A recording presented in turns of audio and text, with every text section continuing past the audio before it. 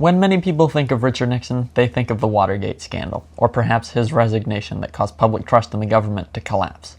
I don't. In fact, I believe it is unfair to categorize his presidency as a failure simply because of the Watergate scandal. He had many successes in foreign and domestic policy, and in this video, we're going to talk about it all. But before we go further, please consider subscribing to the channel if you share my interest in U.S. history, as it is the very best way to support the work I do for these videos. And now, let's jump into it.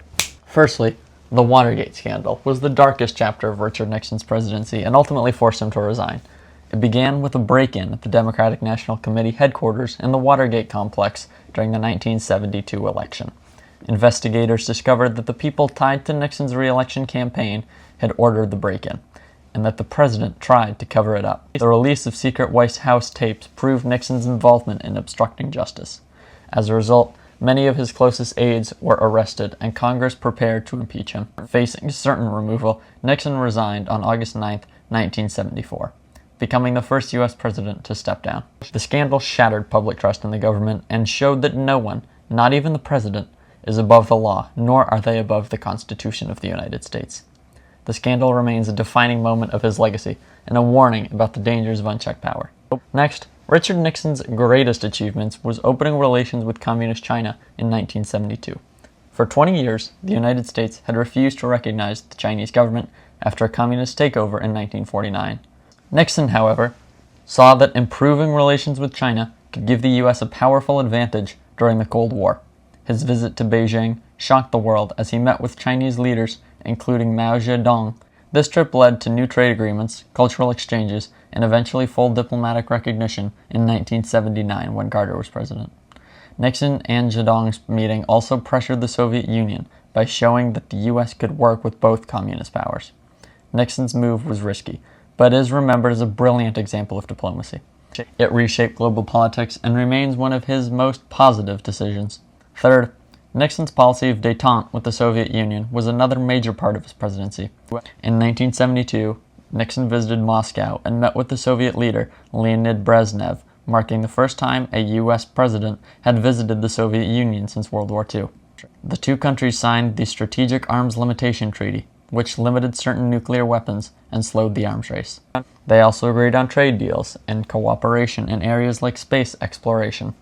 Nixon believed that working with the Soviets instead of always confronting them would make the world safer. This shift in strategy gave Americans hope that nuclear war could be avoided.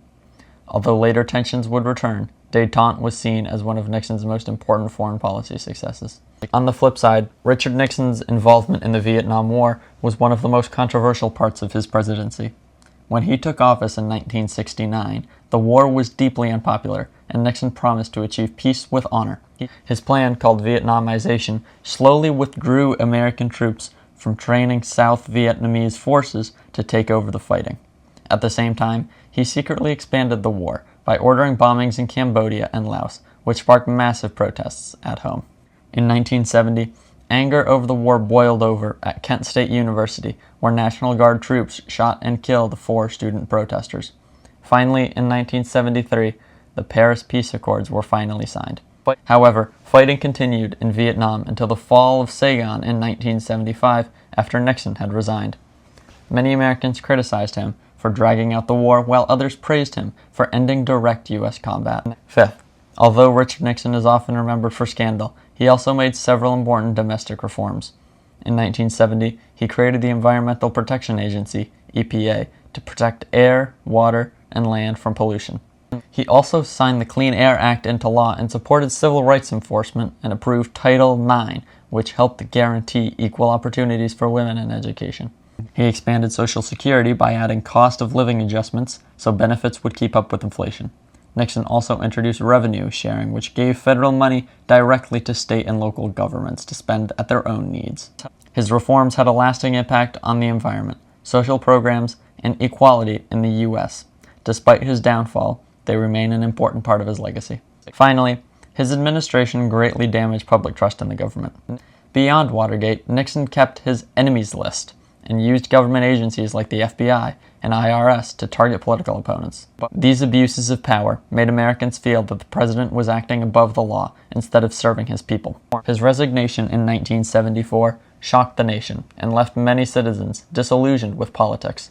In response, Congress passed reforms such as the War Powers Act and new campaign finance rules to limit presidential authority.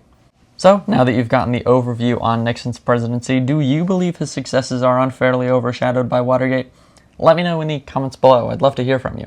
While you're at it, Nixon's predecessor is another president who enjoyed much success, but is also overshadowed by one huge failure. Click here to learn more about Lyndon Johnson.